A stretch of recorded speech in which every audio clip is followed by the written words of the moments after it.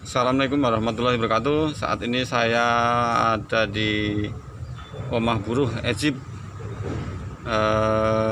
Ini suasana pemandangan di atas jembatan Omah Buruh. Nah, ini kali di bawah jembatan atas Buruh.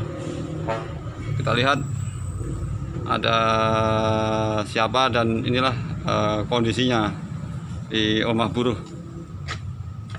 Ini tempat konsolidasi kawan-kawan buruh di Kabupaten Bekasi. Ini sangat lebar nih. Nah, ini situasinya dan kondisinya nih. Di sini kita tempat saling berdiskusi, belajar bersama tentang kondisi-kondisi perburuan. Nah, ini di belakangnya ini ada kawan kita sepertinya sedang bersih-bersih nih. Ini Bang Oca nih. Halo Bang Oca, apa kabar Bang Oca? Halo. Gimana kabarnya? Baik. Nah, ini nggak apa ya, saya sambil ngobrol ya. Oke. Nah, ini Bang Oca ini salah satu aktivis buruh yang sampai saat ini masih sangat luar biasa dalam pergerakan maupun menyampaikan berita-berita tentang kondisi perburuan. Nah, ini bisa diceritakan nih Bang Oca, bagaimana dengan kondisi yang sebenarnya terhadap buruh itu sendiri sih? Malam itu, Bang.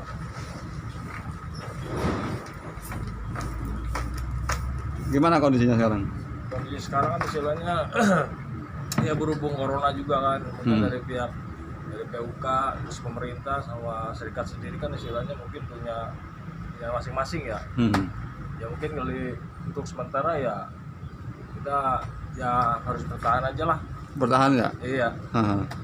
Nah, dulu Bang Oca ini kan bekerja di perusahaan otomotif ya, Iya. di PT Kimco yang udah tutup juga nih sekarang nih. Nah, dulu perjuangan di Kimco gimana Bang? Kalau dulu kebetulan kan istilahnya itu tentang kepailitan. Istilahnya masalah dari awal sih antara memegang saham. Cuma kan pada akhirnya kita tuh nggak diperhatikan. Pada akhirnya ya kita kan ngelawan kan. Istilahnya dengan melihat undang-undang yang ada, terus dengan kita kan sampai berapa bulan nggak dibayarkan kan. Akhirnya kita pailitin. Oh, dipalit sama teman-teman pekerja ya? Kerja. Terus selama kurang lebih 4 tahun lah. Kita panjang juga ya. Jadi dari apa? Dari PHI terus masuk ke MA, MK ke apa? Pengadilan Niaga. Mungkin sampai PTWN dulu kita udah pernah.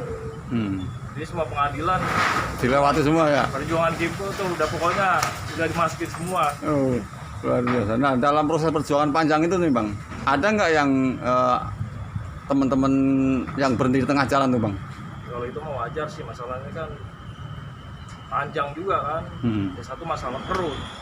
Itu istilahnya udah manusiawi. Ya. Kan dari segelintir kawan-kawan itu masih ada yang tetap semangat.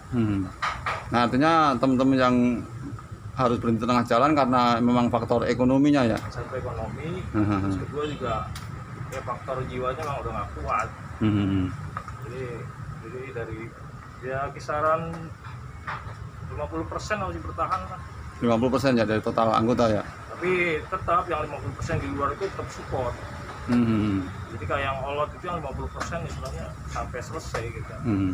Nah, ketika berbicara tentang solidaritas nih Bang, bahwa buruh itu terkenal dengan solidaritas yang sangat tinggi lah ya. Dan itu berlaku, apakah juga berlaku di saat teman-teman itu yang udah nggak kerja juga ada solidaritas tinggi dari kawan-kawan pekerja yang masih aktif nih?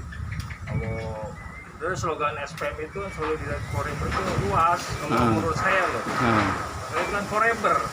Jadi ya sampai sekarang banyak juga kan teman-teman yang udah nggak kerja walaupun di kampung tapi jiwanya masih bawa SPM, bawa inilah maksudnya tentang perburuan.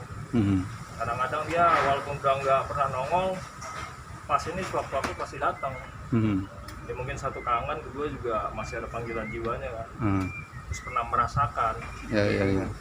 Nah, artinya gini Bang, tentang solidaritas ini kan ketika ada buruh yang bermasalah dan teman-teman yang lain membantu lah ya. Ya kalau itu istilahnya ya haruslah. Ya, dari finansial mungkin itu yang paling terakhir lah. Paling nggak istilahnya doa sama kasih support. Nah, kemudian solidaritas itu ketika ada teman-teman yang udah ter-PHK, itu sebesar apa solidaritas yang saat ini masih terbangun untuk mereka yang khususnya yang sudah ter-PHK itu, dari teman-teman pekerja masih aktif? Kalau solidaritas untuk teman-teman pekerja masih aktif kan tinggi nih, tapi bagaimana solidaritas itu untuk teman-teman yang sudah ter-PHK? Apakah setinggi serame ketika bersolidaritas terhadap teman-teman yang masih kerja? Ya kalau itu sebenarnya lihat dari permasalahan juga. Ya kalau masalah PHK istilahnya kan ada faktor pribadi juga kan, apa dia memang maksudnya secara kriminal, kecuali kalau emang dia union busting, istilahnya kan lihat dari faktor itu juga. Padahal kalau masalah solidaritas istilahnya nggak bisa ngelihat dia sudah apa belum PHK. Jadi selama kasus itu masih jalan, dan selama bisa kita bantu, ya bantu. Artinya gini Bang, banyak teman-teman yang sudah ter-PHK cukup lama gitu ya. Sementara kondisi ekonominya, maksudnya itu kan saya udah nggak kerja gitu ya. Nah itu bagaimana peran serta solidaritas teman-teman yang masih aktif bekerja ini terhadap mereka yang sudah ter-PHK ini seperti apa gitu? Secara ekonomi apa? Secara umum keseluruhan. Nah, kalau menurut saya sih istilahnya mungkin flashback lagi ya, kalau buat yang mereka masih bekerja kan bisa jadi pembelajaran.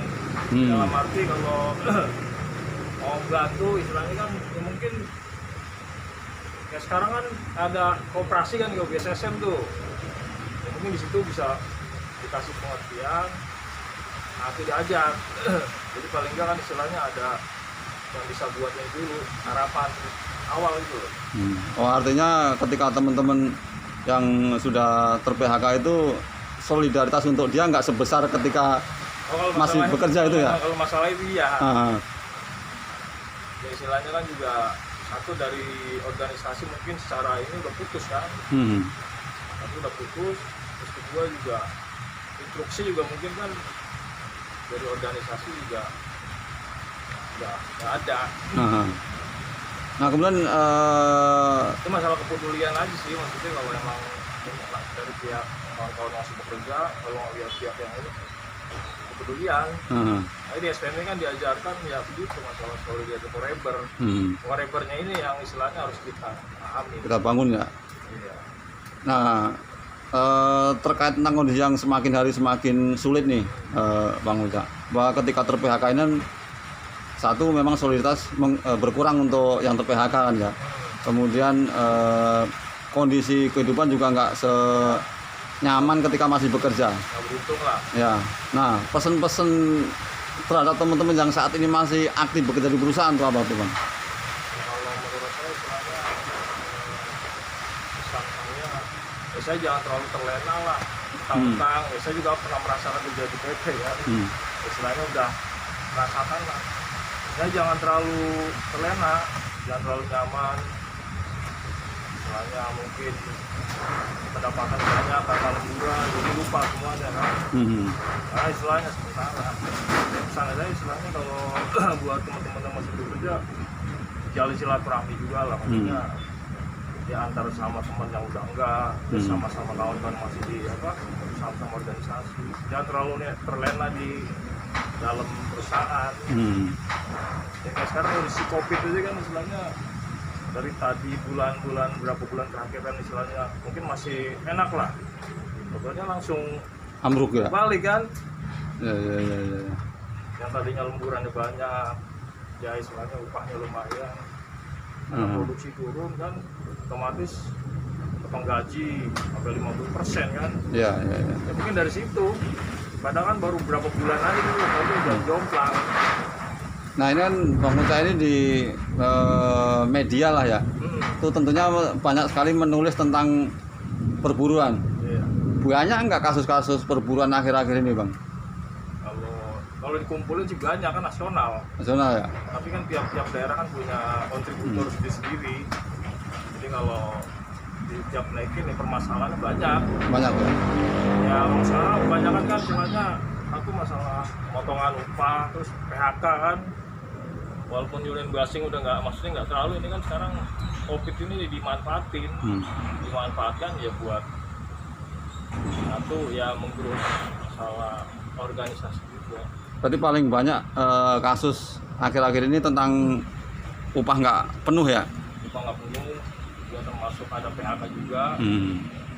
Jadi saking banyaknya mungkin nggak bisa dinaikin semua kan. Jadi penanganannya istilahnya dari pihak BUK atau perusahaan istilahnya lobby lah gimana terbaik gitu. Jadi udah sama-sama bisa bagi. Ya, mudah-mudahan aja sih mungkin cepet ya, jadi kawan-kawan bisa normal lagi kerja, ya, istilahnya upahnya bisa normal. Ya, pesan saya satu, tetap masalah solidar forever istilahnya jangan lupain. Juga masalah kerja jangan terlena lah. Istilahnya besok apa lusa apa kapan kan istilahnya kita bisa ber-PHK. Jangan egois lah intinya ya. Jangan egois. Ya. Tetap satu kita sama-sama jaga diri ya, tetap silaturahmi lah. Jadi jangan pernah melupakan apa yang udah perjuangin, jangan melupakan apa yang udah didapat. Juga tetap inilah semangat. Oke. Ya. Oke. Hidup bro. Terima kasih Bang Uca. Mudah-mudahan sehat selalu bersama keluarga. Nah ini tadi Bang Uca dari media Koran Perjuangan, yang mana dulunya pernah bekerja di perusahaan otomotif, namun karena satu kondisi akhirnya perusahaannya tutup, dan banyak juga teman-teman yang kurang beruntung setelah ber-PHK. Mudah-mudahan ini menjadi sebuah pembelajaran untuk kita semuanya, para kaum buruh, bahwa nggak akan selamanya kita menikmati upah, nggak akan selamanya kita akan menikmati tunjangan-tunjangan, dan jangan pernah menggantungkan itu semua kepada teman-teman yang lain, karena ini adalah kepentingan kita bersama yang memang harus diperjuangkan bersama. Tetap semangat, tetap berjuang, bahwa perjalanan ini masih sangat panjang. Yang jelas kondisi buruh akhir-akhir ini tidak semakin baik, dan ini menjadi tanggung jawab kita untuk memperbaiki semuanya. Sejahteralah kaum buruh Indonesia. Assalamualaikum warahmatullahi wabarakatuh.